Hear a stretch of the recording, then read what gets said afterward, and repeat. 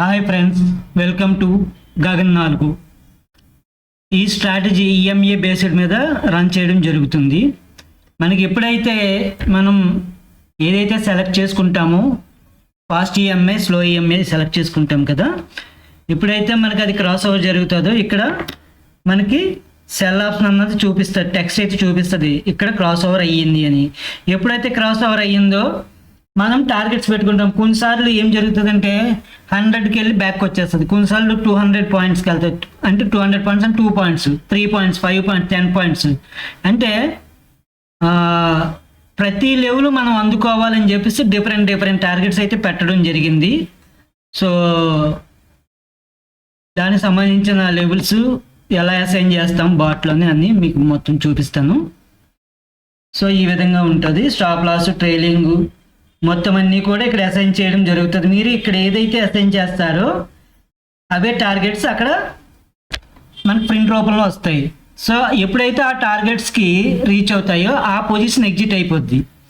లేదు మనకి పొజిషన్స్ అన్నీ ఎగ్జిట్ కావాలి అనుకున్నా మాన్యువల్గా ఎగ్జిట్ చేసుకోవచ్చు.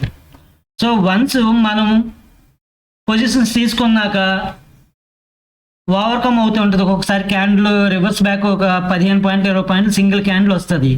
అలాంటి టైంలో కూడా మనం పెద్దగా భయపడక్కర్లేదు, ఎందుకంటే ముందుగా మనము ప్రిపేర్ అయ్యి ఉంటాం. పర్ లాట్కి ఒక 500 లాస్ లేదా 1000 లాస్ అని మనకి ఆటోమేటిక్గా హెడ్జ్ అన్నది సపోర్ట్ చేస్తుంది. ఇక్కడ హెడ్జ్ పాయింట్ ఉంది కదా, హెడ్జ్ పాయింట్ అన్నది మనకి సపోర్ట్ చేస్తుంది. అంటే in case market bounce back అయ్యి బ్యాక్ వచ్చినప్పుడు 2000, 3000 నష్టం వచ్చేది 1000 రూపాయలు పెట్టుకుంటే 1000 రూపాయల నష్టంతో ఆగిపోద్ది, లేదా 500 పెట్టుకుంటే 500తో ఆగిపోద్ది. ఎగ్జిట్ కాదు. ఇన్ కేస్ బై పొజిషన్ తీసుకుందాం, 600 లాస్ అయితే మనకి బై పొజిషన్ 100 దగ్గర ఓపెన్ అవుతుంది. సో అక్కడ మనకి ఇంకొక 2000, 3000 లాస్ వచ్చినా సరే 500 లాస్ మాత్రమే ఉంటుంది. 3000, 4000 లాస్ అయితే రాదు. హెడ్జ్ అన్నది మీకు ఫుల్లీ ప్రొటెక్టివ్గా ఉంటుంది. So maximum profit unlimited, risk limited. ఈ స్ట్రాటజీలో మనము రిస్క్ మేనేజ్మెంట్ సపోర్ట్ చేసాము, క్రాస్ ఓవర్ అన్నది సపోర్ట్ చేసాము, ఇండివిజువల్ టార్గెట్ సపోర్ట్ చేసాము, assign, stop loss, target points, TSL మొత్తం ఇన్ని ఫంక్షన్స్ మనం అప్డేట్ చేసి ఈ స్ట్రాటజీ అయితే తయారు చేయడం జరిగింది.